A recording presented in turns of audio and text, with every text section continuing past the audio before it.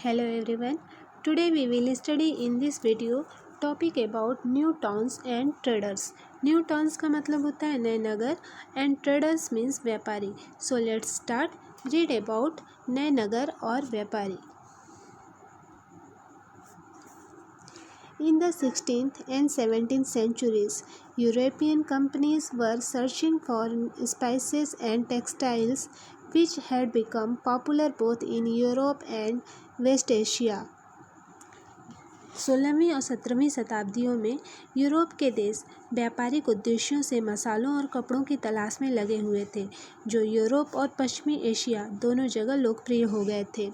The English, Dutch and French formed East India companies in order to expand their commercial activities in the East. अंग्रेज, Holland वासियों और फ्रांसीसियों ने पूर्व में अपनी वाणिज्यिक गतिविधियों का विस्तार करने के लिए अपनी अपनी ईस्ट इंडिया कंपनी बनाई. Initially great Indian traders like Mulla Abdul Ghaffar and Virji Vora who owned a large number of ships competed with them.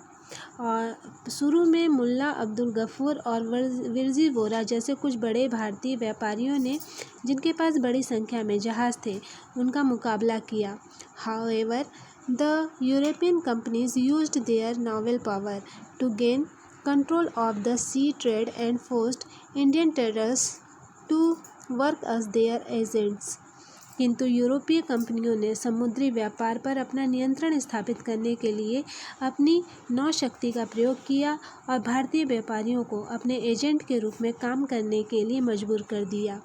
Ultimately the English emerged as the most successful commercial and political power in the subcontinent.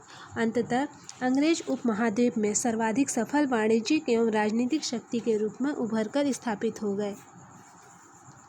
The spurt in demand for goods like textiles led to a great expansion of the crafts of spinning, weaving, bleaching, dyeing etcetera.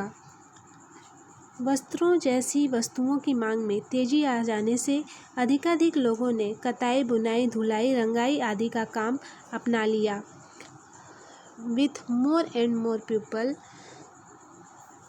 Taking them up, Indian textile designs become increasingly refined. इससे इन शिल्पों का बहुत अधिक विस्तार हुआ. However, this period also saw the decline of the independence of craftspersons. भारतीय वस्त्रों के रंग, रूप और डिज़ाइन अधिकाधिक परिष्कृत होते गए, किंतु इस काल में शिल्पकारों की जो स्वतंत्रता थी वह घटने लगी. They now began to work on a system of advance, which meant that they had to weave cloth which was already promised to European agents. शिल्पीजन पेशगी की प्रणाली पर काम करने लगे, जिसका अर्थ यह था कि उन्होंने जिन यूरोपीय एजेंटों से पहले ही पेशगी ले ली थी, उन्हीं के लिए उन्हें कपड़ा बुनना होता था. Weavers no longer had the liberty of selling their own cloth or weaving their own patterns. अब बुनकरों को अपना कपड़ा या बुनाई के नमूने बेचने की स्वतंत्रता नहीं थी. They had to reproduce the designs supplied to them by the company agents. उन्हें तो कंपनी के एजेंटों के द्वारा निर्धारित जो डिज़ाइन थे, उन्हीं के आधार पर उन्हीं के कपड़े उन्हीं के मांग के अनुसार बनाने पड़ते थे. The 18th century saw the rise of Bombay, Calcutta and Madras, which are nodal cities today. 18वीं शताब्दी में बम्बई, कलकत्ता और मद्रास नगरों का उदय हुआ, जो आज प्रमुख महानगर हैं.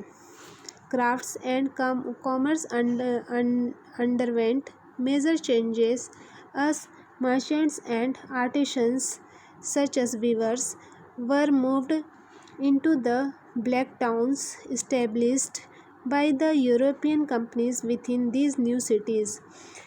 शिल्प और वाणिज्य में बड़े बड़े परिवर्तन आए जब बुनकर जैसे कारीगर तथा सौदागर यूरोपीय कंपनियों द्वारा इन नए नगरों में स्थापित ब्लैक टाउन्स में स्थानांतरित हो गए। द ब्लैक्स और native traders and craftspersons were confined here, while the white rulers occupied the superior residences of Fort St. George in Madras और फोर्ट सेंट विलियम इन कलकत्ता।